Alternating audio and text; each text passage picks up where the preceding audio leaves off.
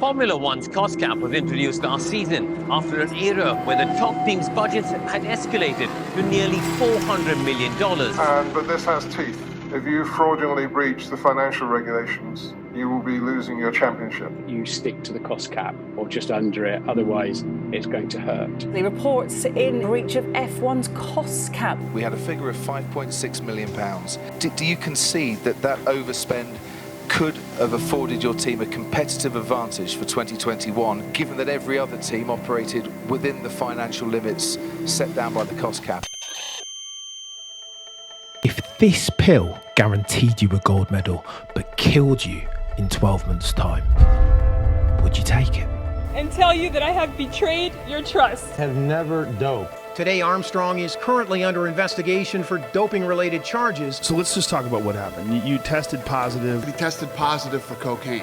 Now, when it comes to cheating and death, an ordinary human being might not be so keen, but an athlete, well, they're built a bit different, aren't they? No, that's ridiculous. The baseball star's trial over steroid use ended yesterday. The counts which allege steroids, human growth hormone. You see, with cheating and sport, they're a package deal. You can't have one without the other. But you'd be forgiven for thinking that when it comes to F1, it's not the same as the other sports. And it's not.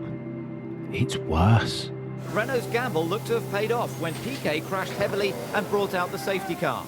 And also in the last couple of weeks, we had the news that the Italian police are investigating all kinds of allegations and rumours about sabotage and espionage as well. Now, in this latest round of regulatory kiss chase, you'll never guess who's got next. It's the cap that costs, of course. And this, by the way, is the second annual. But the stakes are higher this time. Much, much higher.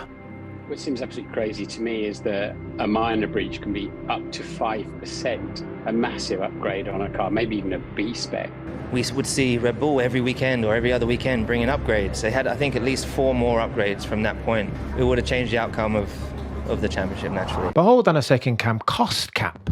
Who is he and where did he come from? Well, F1 has always been a playground for the rich and famous. If you want to win in F1, you better have big bank. Upwards of $400 million a year. Safe to say that you're not finding that type of moolah down the back of the sofa, are you? And from a competition standpoint, this was problematic because not all teams have access to 400 mil. Sadly then, all teams could not win the championship. Oh, and by the way, whilst the privileged few are spending $500 million a year on new floors and wings, millions of F1 fans around the world can't even pay bills or rent or childcare. Indeed, a chasm had grown between F1 and the real world. Not a good look. Enter stage left, the cost cap. Financial regulations are the big change.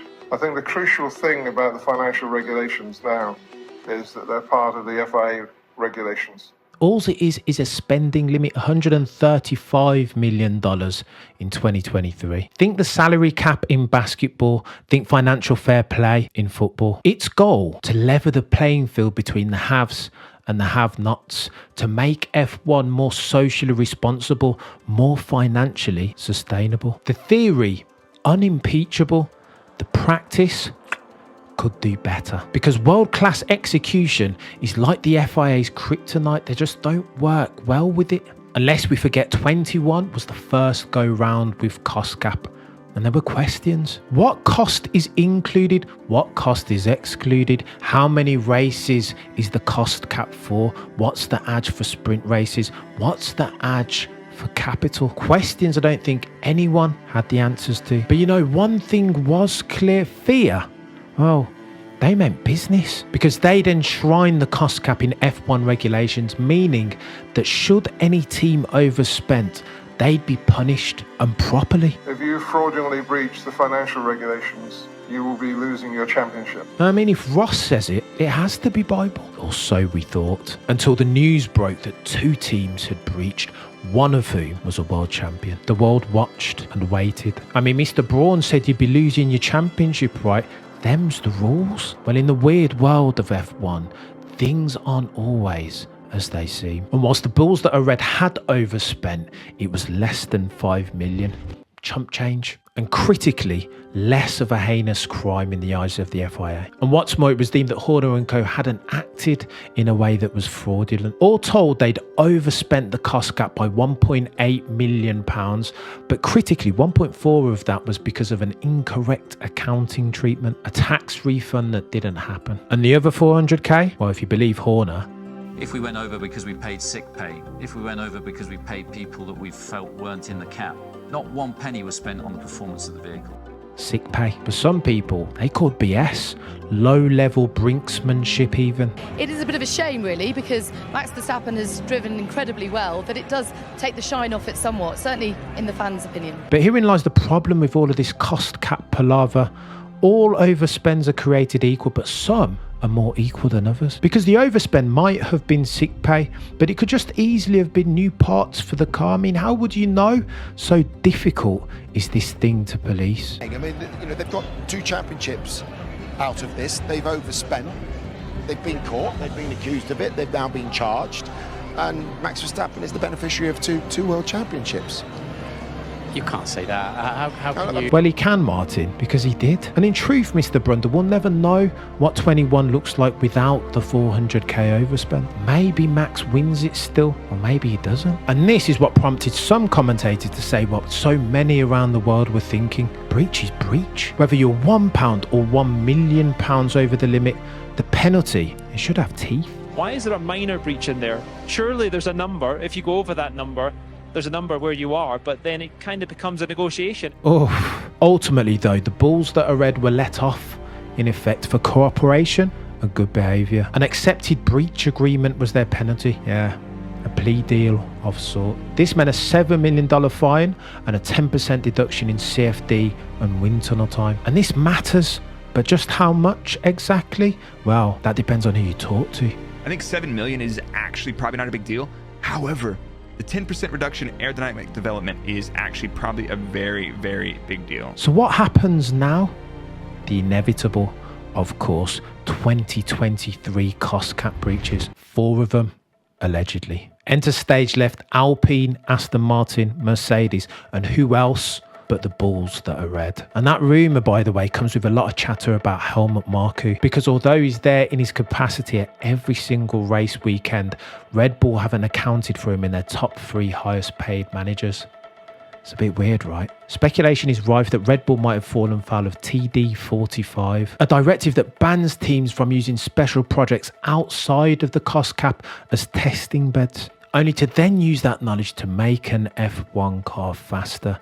Think the Aston Martin Valkyrie project. Staff too have been conveniently seconded en masse to these special projects a la James Allison and Ineos. I mean, good luck to these cost cap finance boffins whose job it is to pull at these threads and get to the bottom of any wrongdoing. Though to the FIA's credit, they are upping the compliance ante this year, because a finance team of 4 in 22 is now a finance team of 10. Before, the MO was a courteous scheduled factory visit. Now, these lot are turning up like SWAT teams. I mean, they're checking phones, auditing chat groups. This is good, but they're going to have to do more. Because TD45 notwithstanding, there are loopholes aplenty.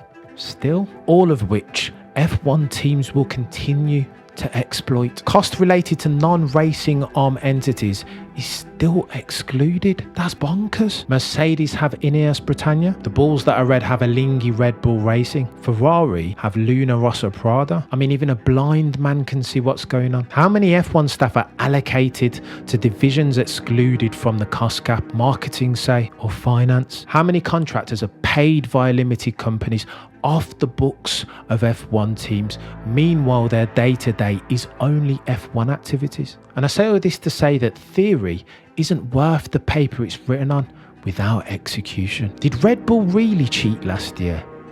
Well, they broke the rules, didn't they? So yeah, they cheated. Can you apply that amount of money to winning 2 world championships? I don't think so. Is the cost cap rule so flaky and the penalties so nominal that it actively encourages teams to flaunt it? Well, yeah, of course it does. So here's where we are then.